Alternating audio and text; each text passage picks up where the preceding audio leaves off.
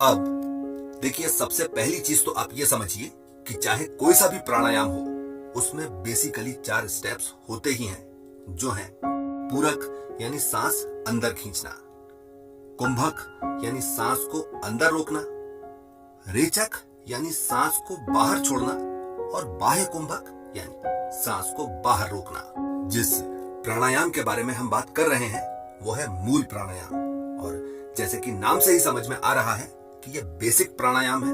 और इसकी सबसे बड़ी खासियत यह है कि इसमें प्राणायाम के चारों हिस्सों पर समान मात्रा में ध्यान दिया जाता है और चारों को ही समान शक्ति से और समान अवधि के लिए किया जाता है। इस चीज को भी समझिए कि योग शास्त्र में अलग अलग प्रकार के जितने भी प्राणायाम बताए गए हैं वो सारे के सारे मूल प्राणायाम के ही वेरिएशंस हैं, और उनसे अलग अलग प्रकार के लाभ प्राप्त करने के लिए उन प्राणायामों को करते समय किसी में पूरक पर, किसी में कुंभक पर, किसी में रेचक पर और किसी में बाह्य कुंभक पर जोर दिया जाता है, या कि फिर उनको अलग अलग तरीकों से किया जाता है। इस चीज को जरा समझ भी लीजिए। देखिए, अगर अनुलोम विलोम के बारे में बात की जाए तो सबसे ज्यादा ध्यान एक समय में एक नासा छिद्र को बंद करके पूरक करने पर होता है। अगर भ्रामरी के बारे में बात की जाए तो सबसे ज्यादा ध्यान ओंकार के साथ मुंह से रेचक करने पर होता है। अगर कपालभाति के बारे में बात की जाए तो सबसे ज्यादा ध्यान शक्ति पूर्वक रेचक करने पर होता है।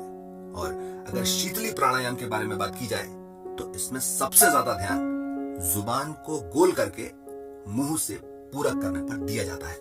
अब देखिए, अगर योग की अलग अलग किताबों के बारे में बात की जाए तो उनमें 60 से ज्यादा प्रकार के प्राणायाम बताए गए हैं और उनसे मिलने वाले फायदों के बारे में भी बहुत डिटेल में समझाया गया है, जिनमें से 4 सर्वाधिक प्रचलित हैं और इन 30 के नाम आपने भी सुन रखे होंगे।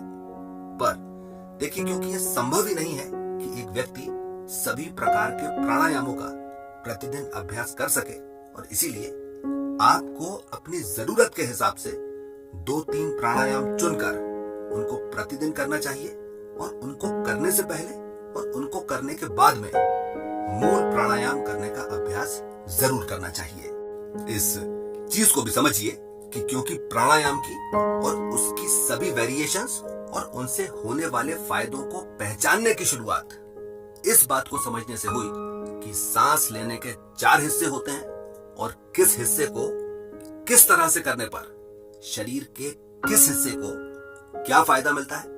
और क्योंकि केवल मूल प्राणायाम के सतत अभ्यास से सभी प्रकार के प्राणायामों से होने वाले सारे फायदे वैसे ही मिलते चले जाते हैं, इसी वजह से मूल प्राणायाम को सभी प्राणायामों में पिता का स्थान प्राप्त है। अब चलिए जरा से इसके फायदे भी समझ लीजिए।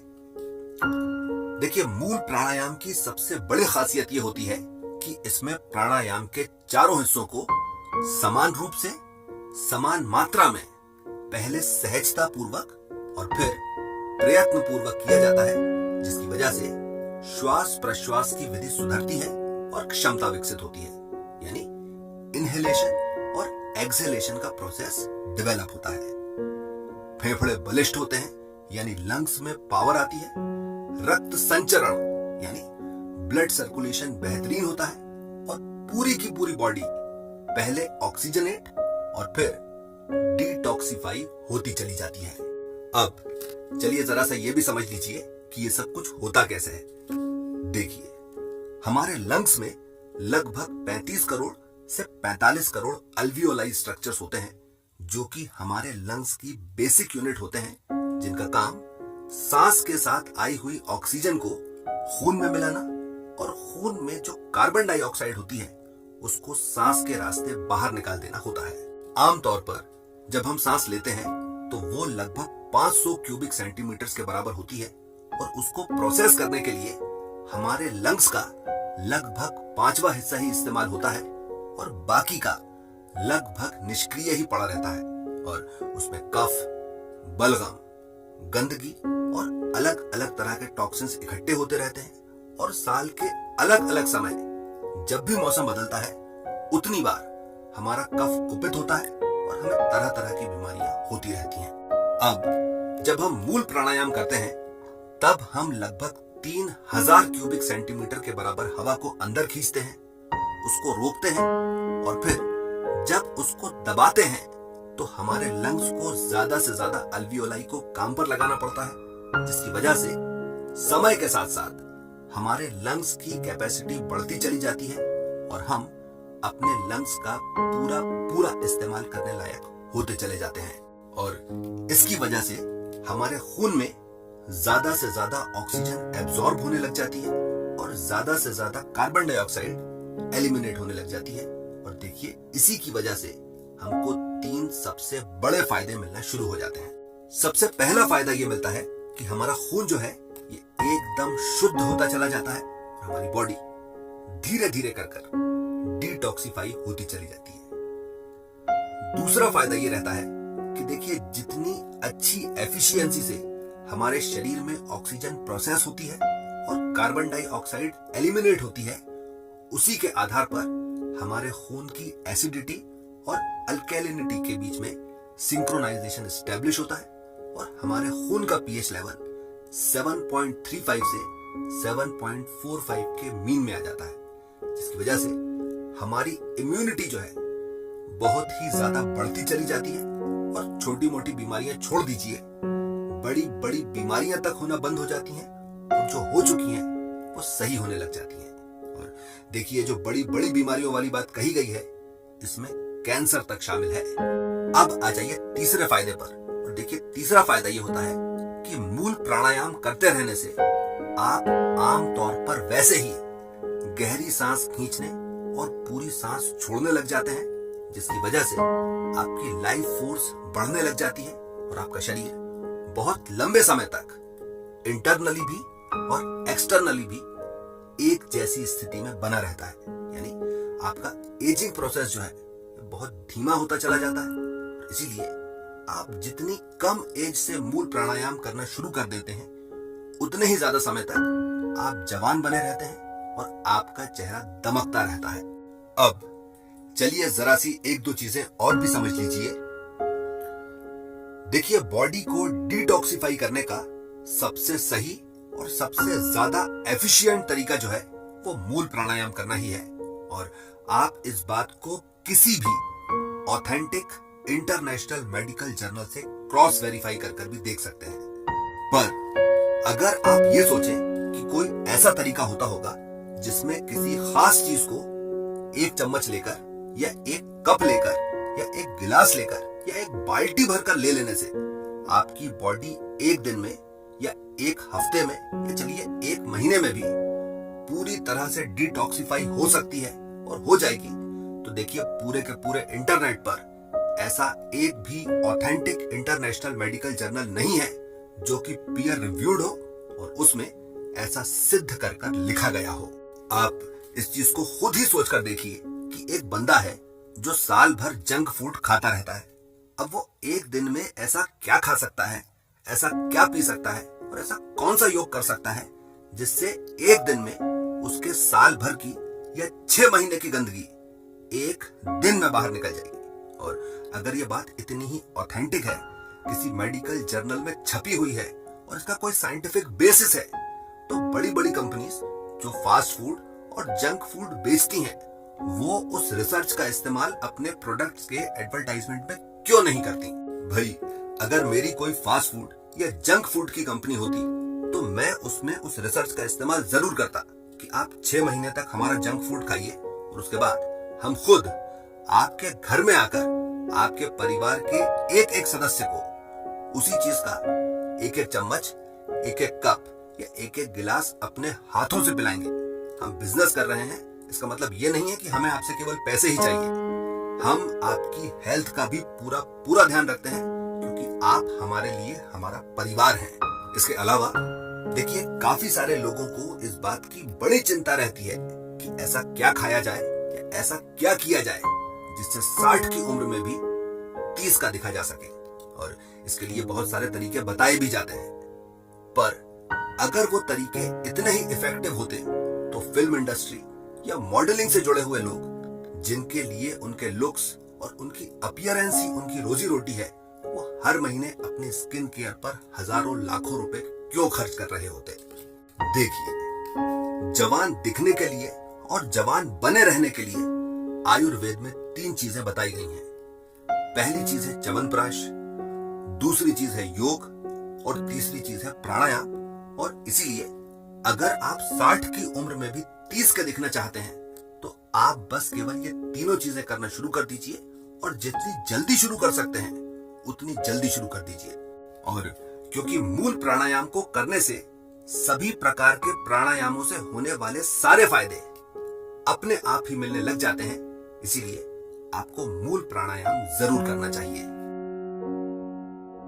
अब चलिए जरा सा मूल प्राणायाम करने का तरीका भी समझ लीजिए।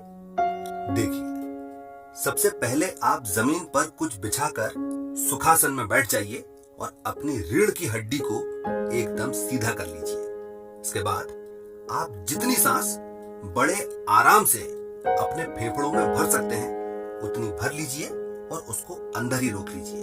इसके बाद आप मूल बंध लगाइए और इसके लिए अपने गुदा मार्ग को शक्ति पूर्वक सिकोड़ लीजिए और उसको सिकोड़ कर ही रखिए। और साथ में जालंधर बंध लगाइए और इसके लिए आप अपनी ठुड्डी को गले से चिपका दीजिए। इसके बाद जितनी देर तक आप बड़े आराम से सांस को अंदर रोक कर रख सकते हैं उसको रोकिए और उसके बाद आराम से सांस को बाहर छोड़ दीजिए। इसके बाद आप उड्डयन बंध लगाइए और इसके लिए आप अपने पेट को खींचकर उसे पीठ से लगा दीजिए और जितनी देर आराम से सांस बाहर रोकी जा सकती है उसको रोक कर रखिए और फिर मूल बंध को छोड़ते हुए उड्डयन बंध और जालंधर बंध को हटा दीजिए और एक गहरी सांस लेकर छोड़ दीजिए। अब देखिए, आप खुद इस विधि को अभी के अभी एक बार कर देख लीजिए और आपको महसूस हो जाएगा कि पहली बार में ही आपके फेफड़ों से कफ पिघलकर आपके गले में आ गया है और फिसलकर आपके पेट में जा चुका है। और इसी से जिन लोगों को दमा है उन लोगों को मूल प्राणायाम करना ही करना चाहिए और उसको करने से पहले उन्हें जल नीति भी कर लेना चाहिए। अब देखिए, मूल प्राणायाम करते समय कोशिश असल में इस बात की होना चाहिए कि पूरक, कुंभक, रेचक और बाह्य कुंभक यानी चारों स्टेप्स करते समय आपको बराबर बराबर समय ही लगना चाहिए। और इसके लिए चारों स्टेप्स को करते समय मन ही मन गिनती गिनी जाती है। पर देखिए, शुरुआत में ऐसा नहीं हो पाता है और इसीलिए आप अपना पूरा फोकस आराम से एक एक स्टेप करने में लगाइए और जितना बन रहा है उतना करते रहिए।